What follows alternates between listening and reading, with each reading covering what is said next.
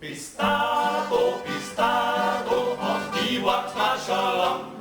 Ja, solche Brickerl haben wir gern, das war ein guter Fang. Bis dato, jetzt geht's dann rauf und raus.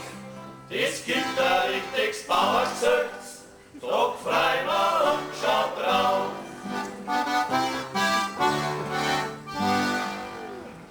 In Tiersport, da ist Kirchtag gewesen, was da nicht alles an war. Ein Karussell, ein Tagada, ein Zirkuszelt sogar. Der Bürgermeister, der geht ein, weil er sich's leisten kann.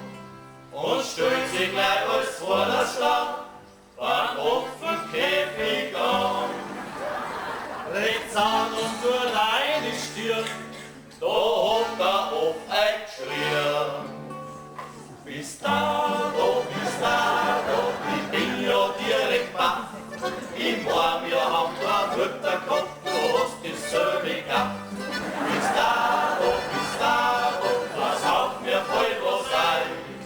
Ich mag am Bürgermeister jetzt und du hockst dich da ein.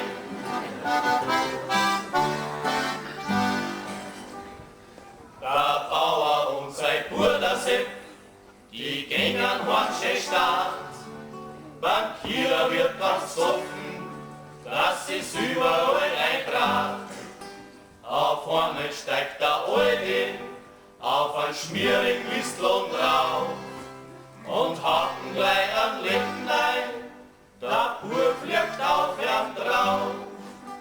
Und wie's dann wieder Teekämmer hat, da schauen sie einander an. Bis dato, wie kommst du denn dafür?